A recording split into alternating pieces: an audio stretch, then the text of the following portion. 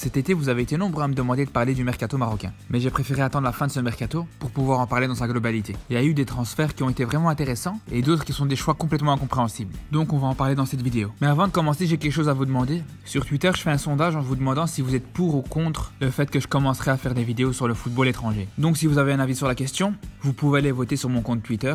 Le lien il est dans la description. Voilà, on a assez parlé, on va pouvoir commencer la vidéo.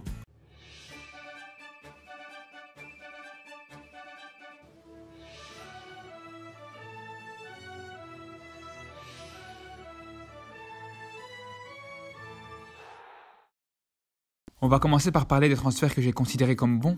D'abord, Boufal a très bien fait de quitter Southampton parce qu'il avait plus de temps de jeu en Première Ligue, donc il devait absolument quitter ce championnat. Surtout que d'après son profil de joueur, c'est pas un championnat qui lui correspond. Il a fait quand même un choix audacieux en allant à Celta Vigo. Comme dans n'importe quel club du championnat espagnol, c'est pas facile du tout de s'imposer là-bas. Il aurait pu choisir la facilité en allant à Marseille ou à Nice, où il avait largement sa place, mais il a préféré prendre le risque en allant au Celta Vigo, et c'est tout à son honneur. Maintenant, ce sera à lui de s'imposer dans son club. Ensuite, on a Bourabia. On n'en parle pas beaucoup, mais je pense que c'est un des transferts les plus intéressants. Il a quitté Konyaspor pour aller à Sassuolo, et il est vraiment en train de se faire une petite place dans ce championnat italien. Il a été titulaire dans des grands matchs comme contre l'Inter ou encore contre la Juve.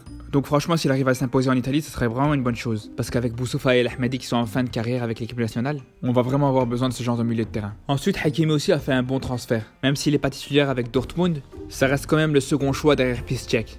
Alors qu'au Real, c'était vraiment le troisième voire le quatrième choix. Au Real, il aurait été derrière Carvajal, Odriozola et même Nacho. Donc à part en cas d'épidémie, il aurait jamais foulé une pelouse de Liga cette saison. Ensuite, beaucoup étaient déçus que Ziyech ne parte pas à Rome, mais pour moi c'est pas du tout un problème. Il est titulaire indiscutable dans son club, il joue la Champions League, il est vraiment dans un bon environnement pour bien progresser. Donc c'est pas du tout une mauvaise chose en soi qu'il reste à l'Ajax. Surtout s'il continue de sortir des matchs comme contre le Malawi. Ensuite, Youssef N'Sery est l'un des seuls joueurs de Malaga qui a eu la chance de rester en première division espagnole. Même si Malaga est descendu en deuxième division, Youssef N'Sery va pouvoir continuer à jouer en Liga. Grâce au magnifique but qu'il a inscrit en Coupe du Monde face à l'Espagne, il a été racheté par Leganés.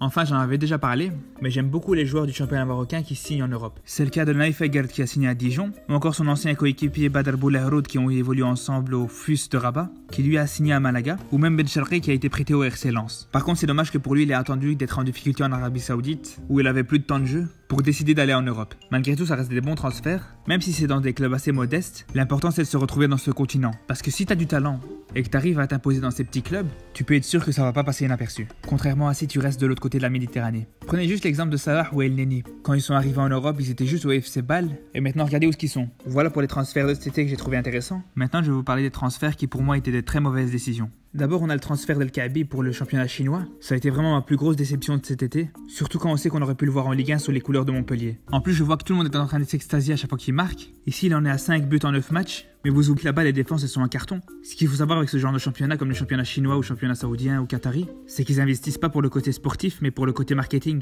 Donc, on trouve toujours des grands noms en attaque, mais en défense, il y a que des vieux chinois avec des gabarits à la Boussoufa. Franchement, les gars, j'ai rien contre les Chinois. J'adore les sushis. Mais la taille moyenne en Chine, c'est 1m69.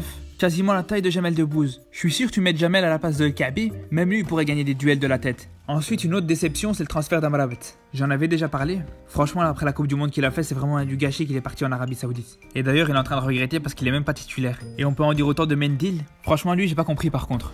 Le mec, il était même pas titulaire avec Lille, qui ont joué le maintien la saison dernière. Et là, il s'est dit, tiens, peut-être que j'aurai plus de temps de jeu si je suis dans un des plus grands clubs d'Allemagne. Et là, il s'étonne qu'il joue pas. Le seul match qu'il a joué, il est sorti au bout de 20 minutes. Mais il s'attendait à quoi au juste? Franchement, j'arrive pas à comprendre ce genre de joueur qui brûle les étapes. Il a joué un demi-match en Ligue 1 dans toute sa carrière et il signe à Schalke. C'est vraiment n'importe quoi. Il y a des joueurs qui se sont déjà imposés en Ligue 1, qui sont vraiment des icônes en France et qui arrivent pas à imposer dans le championnat allemand. Lui, personne ne le connaît déjà dans son pays. C'est le seul mec au monde qui a du temps de jeu qu'en équipe nationale. Et là, il se met encore plus en difficulté. Enfin voilà, il y a certains transferts dont j'ai pas parlé, parce qu'il faut attendre pour savoir ce que ça va donner. Comme Mounir à Malaga ou Fajr à Caen. C'est ni des bons ni des mauvais transferts. C'est le genre de joueurs qui avaient pas de temps de jeu et qui ont décidé de changer de club. Pour l'instant, ils jouent dans leur club respectif, mais il faudra juste voir si ça va continuer. Donc voilà pour cette vidéo. N'oubliez pas d'aller sur Twitter pour voter pour le sondage si c'est pas encore fait. Sur ce, on se retrouve la semaine prochaine pour une nouvelle vidéo. Donc n'oubliez pas de vous abonner.